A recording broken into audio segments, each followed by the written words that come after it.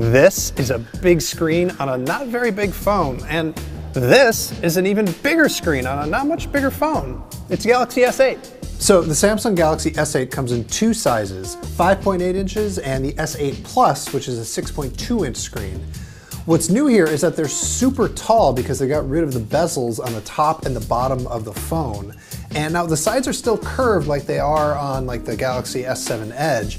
That's just the default way that these phones come now. Samsung's now calling it an infinity display, and I don't know, the curve is fine. I'm not picking up a lot of extra little taps. It looks really sharp, and it's got, you know, HDR color if you care about that sort of thing. What's interesting is they both have the same resolution, which is 2960 by 1440. But you know, Samsung makes great screens and these look great. Really, the thing that hits you hardest when you look at the hardware on this phone is that the whole thing just looks and feels really great. The seams are even harder to find than they are on the S7 Edge. The glass just sort of melts into the sides and they don't have a camera bump on the back. This, honestly, it feels like some of the best phone hardware I've ever used. It's way better than, say, the iPhone 7. So getting rid of those bezels on the top and the bottom means they had to make some changes. So you'll notice there's no home button here on the front. It's not on the back either. What there is like a virtual home button.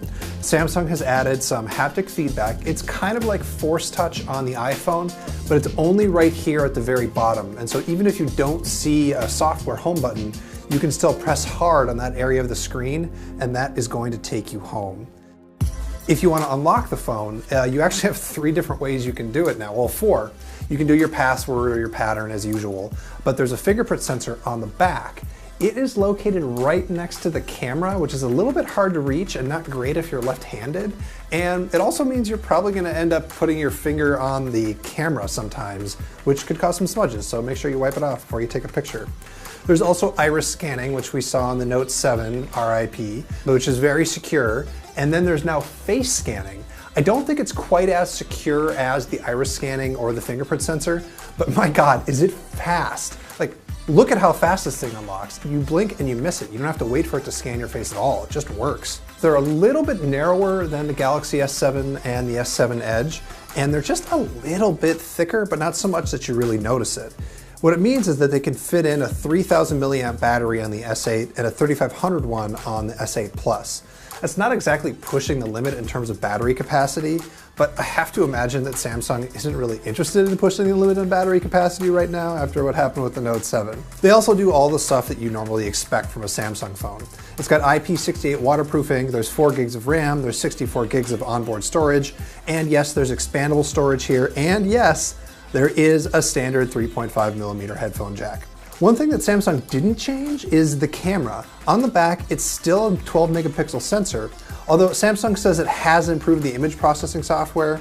We really like these cameras on the S7. I imagine they're going to be just as good, probably a little bit better here on the S8. One thing that is new is the front-facing camera. It's now 8 megapixels and it has autofocus, which is pretty cool. When you're in the camera, you're gonna start to see one of the big things that's new in the S8. It's called Bixby and it's Samsung's intelligent agent.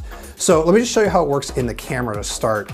When you've got the camera app open, you can hit this button and then it'll go into Bixby mode and it's going to auto-detect whatever it sees on the screen. So if I pointed at some flowers, it's going to recognize that they're flowers and show me pictures of more flowers, or maybe let me go buy some flowers. Or here I am pointing it at a watch, and although it wasn't able to figure out exactly what model of watch it was, it actually figured out it was a watch and showed me a bunch of pictures of other watches, or let me go to Amazon to buy a watch that looks like it, which is really impressive. But beyond AR stuff in the camera, what Bixby's really for is to sort of make it easier to use Samsung's own software. Their goal is to have anything that you would do by touching the phone, you can do by speaking to the phone. And so with any compatible app, it's of course starting on Samsung's apps. And the way that you trigger it is by holding down a side button, which is actually a really bold move. They've got a whole extra button here. And if Bixby turns out to not be that great, they've basically wasted part of the hardware of the phone on this thing. So we're gonna have to see, but unfortunately we weren't able to try Bixby yet. It is still, coming out when the phone comes out. They didn't have it here at the demo station. So pre-orders for the S8 and the S8 Plus begin on March 30th, and it goes on sale on April 21st. In the US, it's going to be available in 3 colors, black, gray, and silver. And I can't tell you the pricing yet because that's always up to the carrier. So you're just going to have to go see what Verizon or AT&T or T-Mobile or Sprint are going to charge you. For much, much, much more on everything Samsung announced today, you should check us out. We are The Verge.